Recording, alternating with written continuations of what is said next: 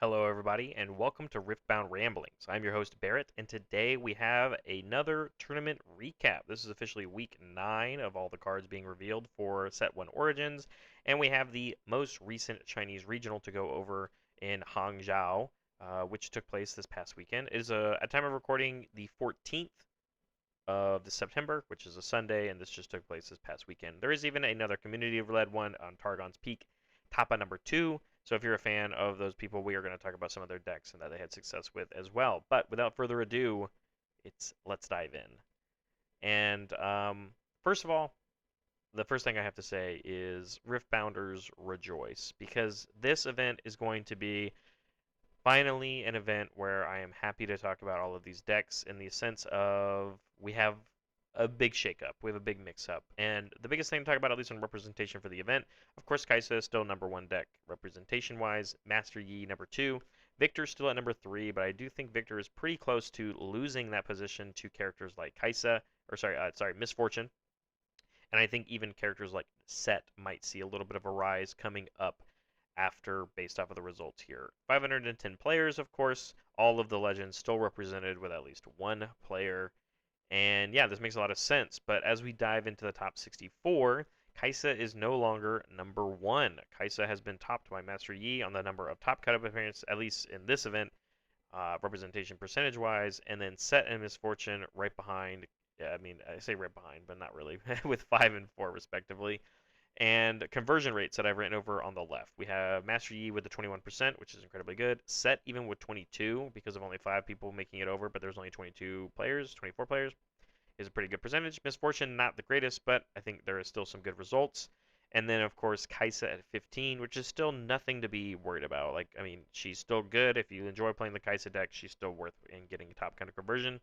Timo, Ari, Leona over here making it in only with 1 representation, and including in that list is Victor, which means Victor's conversion rate this event is 2%, which is rough. Very, very rough. I genuinely think characters like Set and Misfortune might see a little bit more representation in the tournament as a whole, and less of the Victors based off of this being the 4th regional in a row of Victor having sub 10% conversion rates, and it's usually closer to like 5. So I don't know. Victor players, we got to figure it out. But this is your top 64, and it looks good. And moving into the deck list portion, I'm very excited to talk about this Kaisa list because, for everybody, spoiler alert, this is the only Kaisa list I will be talking about today across both events. That's it. This is the only one, and it got 8th place. So that being said, we can see a little bit of adaptations with the Kaisa lists that are being played right now. Time Warp's mainboarded, Mundo, and this Draven even. But because we're making room for things like Retreat in our main board now, instead of things like Smokescreen, probably gives a little bit of a story and background on how this deck did and performed. But the sideboard is a little weird, only in the sense of I don't know, like this Victor, the Mind Domain Victor being here for a champion unit. I'm not entirely sure how this has a ton of synergy with the deck, but I do kind of get it. As long as you play cards on your opponent's turn, you'll start generating some recruits, which, I mean, might be pretty good in some matchups. I just don't know exactly which ones. But this is your 8th place Kaisa list, and this is the only one we're going to talk about at this event. Moving on, we've got the 7th place Ari list, and I think this list is so interesting because this is not doing standard Ari things that we've seen from people playing this character, and I have to just point it out right when we start. Guys, this deck is playing 0 copies of Defy, which is one of the big reasons to be playing the Calm Domain. But the other reasons, On Guards, Charm, Zonia's Hourglass, Discipline, make a lot of sense here. A little bit of ramp here, even with Find Your Center, because we are playing also Tasty Feyfolk, because we eventually want to play Time Warps. I mean, this makes a lot of sense, right? If you play a Tasty Feyfolk on curve, it doesn't cost you any power. If you play it on 7, and it dies, you are allowed to play Time Warp the next turn, as long as it died during your opponent's turn, right? So if you can just like take over a battlefield, put the Tasty Feyfolk down, it's a nice 6 might body. I think, hold on, let me do the math. So 7, if you accelerate it, it goes to 8. You move it up to the battlefield. You spent a power those, so you're back to 7. Yeah, I mean, it still ramps you 2, but yeah, you still ramps you the 2, and then you're going to ramp the 2 for the beginning of the turn. Like, I think this is so cool because it's all about using Time Warp and taking the extra turns, and it makes a lot of sense on why we're focusing on 8 Mind Runes and the 4 Calms, because you just don't need them as much, especially because we're not playing Defy. And it's such a cool list. I think it's so cool. Even the sideboard here with Blitzcranks and Echoes, I think there's like a version of this list that you mess with a little bit and it looks powerful still. But it's so good because I think this is officially the best that Ari has done, at least at a regional open. And this deck is awesome. I think this deck is so cool. Moving on to 6th place, we've got some set representation. And I like these decks because they're a little bit different than what we've been seeing from sets in the past. Big focus, obviously, on the deflect units that we can play, Fiora and Kiana. As long as Fiora gets a buff, she has deflect and ganking and shield, of course. And then Kiana, of course, already comes with a deflect. But we're even playing 3 copies of the Lee Sin champion unit on the body domain, which can be accelerated, and it gives other buff-friendly units more might when they're at the same battlefield. A lot of higher representation of these set champion units as well. 3 copies of the body domain 1 and 1 copy of the order domain 1, which I can assume the order domain 1 is the one that's going in the champion zone. A little bit of removal with hidden blades and a challenge. Yeah, I mean, I think this is really cool. I mean, I think this list makes a lot of sense. It's very unit based, obviously, because set is very unit based, and I think it can probably keep up with things like Kaisa because of how much focus we have on deflect. And they have to deal with it again, right? Because of Set's ability, as long as we can get a buff on it. When you have things like Cythria that come in with a buff, and uh, you know, the Kinko's monks, which we have a lot of focus on. When you play me, you can buff 2 other friendly units. It just makes a lot of sense. And we can spend our buffs with Calls of Glories, of course. Like, it's just a cool looking deck. It's a really cool looking deck. Of course, I like Showstopper as well. But this is the 6th place set, and as we move on to the 5th place set list, there is a little bit of difference here where we are not putting the Fioras main boarded. Instead, we're main boarding the Leonas, which were in the sideboard of the other deck. Our removal is still challenges and hidden blades, but we're playing things like Shen, and we're even playing more of the set champion units instead of focusing on like the Lee Sins that were in the other deck. So the lists are very similar. I think they probably talk to each other or they've been practicing together. Even as far as like the 1x sabotage sideboard and the 2x unyielding spirit. So it just makes a lot of sense, and I am excited to see more set in the competitive play because I really enjoy this character. So congrats on the 5th and 6th place set decks. Moving on, this is now the story of this regional. We have not only Master Yi here in 4th place, but the biggest thing to talk about is that it is a dazzling Aurora Master Yi. And this is a big shift on what we've seen the Master Yi decks that are having success in the past couple of regionals, which is playing 0 amounts of units at like sub 5 runes, sub 5 energy. Snapvine is our cheapest unit, and it's for 5, right? And the rest is all because you are going to get immense value off of your dazzling auroras, and which is why a lot of our lower costed cards are the tricks that we get to play, right? With the ramp from the Mobilize, the Catalyst of Aeons, and the Find Your Centers, but of course, Primal Strengths, Zonia's Hourglass, Charm, Discipline, On Guard, Defy, like all of this makes sense. And the sideboard is just more tricks with Unyielding Spirit and Ruined Prisons, the Sabotages, and then 1 extra copy of a Leona because maybe it's really good in your matchup. But this is really cool, and this being the 4th place list, I'm excited to see how much more success Dazzling Aurora Master Yi might have, or Dazzling Aurora in general in the format might have. Because once you get these big units on the board, it's really harder for Kaisa to like deal with.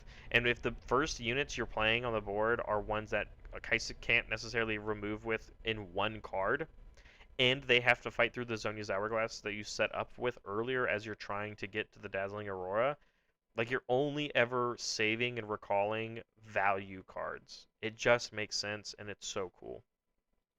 Moving on to 3rd place, we have things that are closer to what I was talking about, not to what that Master Yi deck was.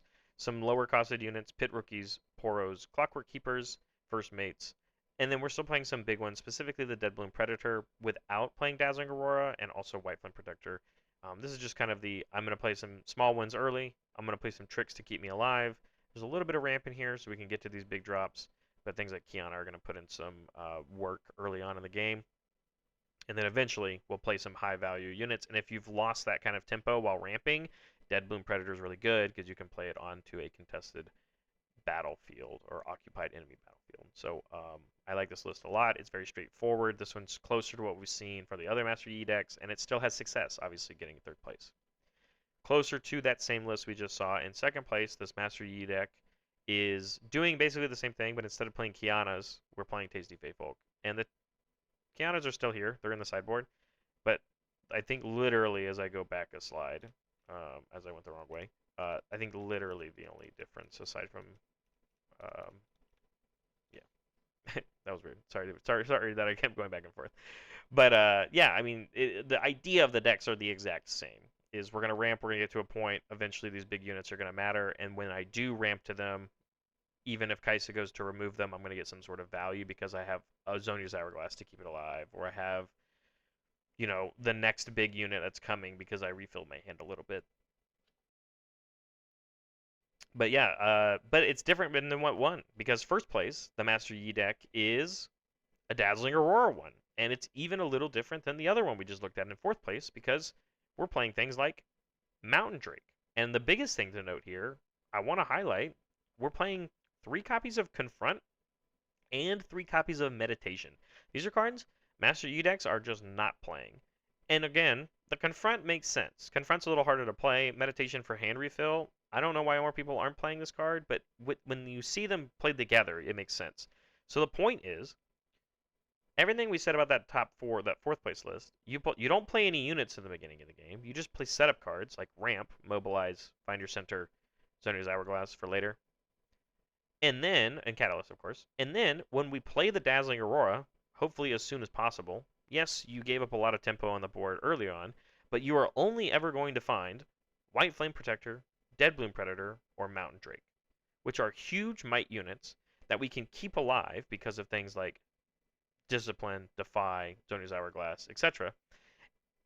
And after the turn that we played Dazzling Aurora, the future turns, where we're still going to get Dazzling Aurora procs, we get to go Confront, units I play come enter ready, draw a card, and the Meditation at reaction speed on our opponent's turn to draw even more cards, even if your unit was going to die. And you're going to get a unit because of the Dazzling Aurora. And of course, the unit that you hopefully kept alive from the first proc of Dazzling Aurora, the turn you played it, you have another unit that is ready, and we can use to draw cards during the turn. Because we're not going to hard play one of these units. You don't have to. You're just going to hard play more copies of Dazzling Aurora, which you've hopefully drawn because of all the draw that you're playing. Oh, and then also, that draw helps you keep those new units alive. This is such a smart deck. This is so cool. Sideboard, some more tricks, things like challenges, wind walls, and ruined prison. Sabotage, of course, and an extra unit for Volibear if you just need a little bit more. Because the thing you have to note is this Dazzling Aurora is only ever playing 8 units in a game. I don't think we have any other ways of recycling cards from our discard pile. So, I mean, it's just, this deck is so smart. I'm so happy for this winning, and just like we've already talked about with this list and the fourth place list, must have did a really good job against Kaisa's because here we have our top 4 being 4 Master Yi decks, and I think that's really cool and exciting. And finally, things have shaken up when it comes to the competitive events going on, the regional opens in China.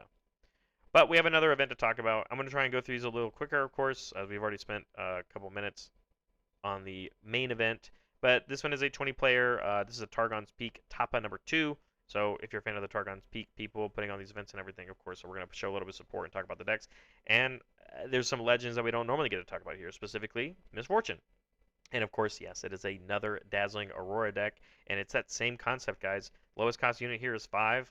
You're only ever going to 5 absolute bangers with your Dazzling Aurora, and you're playing some of the chaos and body tricks to kind of keep them alive, right? Gusts to stop your opponent, fight or flights help out a lot, challenges obviously for some removal, and even the invert timelines here being very, very smart against decks that draw a bunch of cards. You're going to spend all of your cards ramping in the beginning and playing Dazzling Aurora, and you can refill while also resetting your opponent back down to 4 as well. So I think this is a really cool deck, and I'm excited to see if more Misfortunes lean into what this deck is doing. I don't have a 7th place list, but I do have a 6th place one, which is another set. And this is very similar to that 6th place set deck that we saw, which was playing Fioras and Kianas. Just no Lee Sens, obviously, but big, heavy emphasis on the set champion units, playing the full suite of both of them. and then mainboarding the sabotages here and just sideboarding extra units. Actually, this sideboard is a little illegal. There's an extra set in here that obviously we can't play because we already have 3 in the main board. So um, obviously not going to harp on that a ton, but the idea here is that this is a very unit-heavy based deck with only challenges as your main removal because you're just hoping to keep your units back alive because of Set's ability and moving buffs around, etc., etc.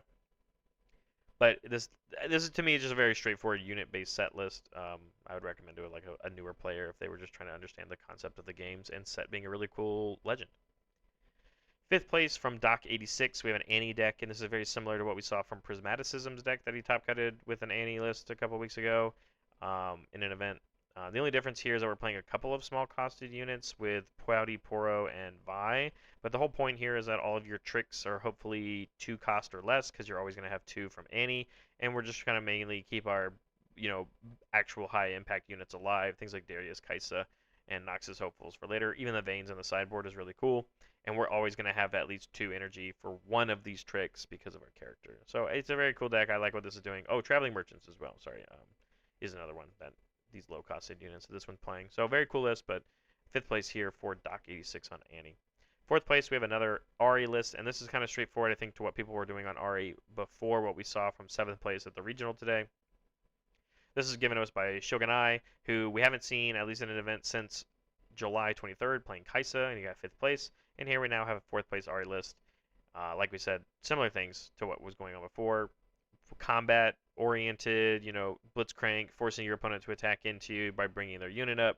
Riptide Rex, getting a little bit of removal when you're not on the board. Thousand-Tailed Watcher, obviously being very good. This list to me is very straightforward. Makes a lot of sense. This is kind of like the bread and butter what Ari wants to do when you look at cards that she can play with. And I think that the other list that we saw is just very unique and different, and I wonder if it will be the new norm. 3rd place, we have Master Yi. This is closer to 2nd and 3rd place Master Yi's from the regional. Some lower costed units like Pit Rookie, Emporo, and Keeper. Sunlit Guardian, and First Mate, of course. And then eventually you'll have your bigger units like Carnivorous Snapvine, Wipeline Protector, and Kiana's. And even in the sideboard, we have Dead Bloom Predators, Rune Prison, stuff like that. Very straightforward, makes sense, probably still pretty good, as we've seen them still have success. I just wonder if more people will gravitate towards Dazzling Aurora now in the future. 2nd place, same story, just a little bit of ramp, playing also Tasty Faithfolk. But the idea and concept is still here, closer again to what 2nd and 3rd place Master Yi were doing and what they were doing beforehand in the regionals. But there's just a new way to play the deck now, and I wonder if more people will care about that a little bit more. And then 1st place, we have another Misfortune deck, and yes, this is another Dazzling Aurora variant, and we are playing similarly to what we saw from the 8th place list, but this one's playing some more interesting cards like Confront. There's not a real big reason for this Confront to be like the biggest reason, but I wonder if like Confront plus Champion Misfortune from the body domain is just a good enough play that feels so incredibly powerful because you don't have to pay the accelerate cost, so it saves you the power cost of the accelerate. It comes in ready anyway, so you can swing with it, and because you swung with it, man, it also has ganking, so if you play her on a battlefield that you already have, and she comes in ready without having to pay the accelerate cost, you can move her over to another place, and you ready up a different thing, and then that thing you can give ganking to, so you can then move another. Okay, that's kind of cool. All right, okay, I'm liking this a little bit more now that I'm like diving into it. But other tricks, of course, for the Chaos domain: Ride the Winds, Fight or Flights, Rebukes. I love that card a lot. And then a little bit of ramp still with Mobilize and Catalyst of Aeon. So makes sense. Eventually, we're gonna play the big ones. The good ones, and we're not gonna ever whiff because we're not playing any low-costed units. So it makes a lot of sense. This is a cool list. It's a cool deck, and I really like Misfortune. So I hope she sees some more play. But that's gonna be it for this video. This is your week 9 tournament recap. If you like this video and you like videos like it, of course, go ahead and give it a thumbs up and subscribe to the channel so you don't ever miss one. And of course, I want to see your comments down below because we officially can be happy, guys. A new format is forming. People are finally beating the Kaisas to where only one of them ends up in top 8. And it's time for the Kaisa decks now it's their turn. They have to adapt. They have to adapt and change if they want to continue to get first places, or people are now going to put a bigger focus on things like Master Yi. But thanks very much for watching this one, and we look forward to seeing you in the next one.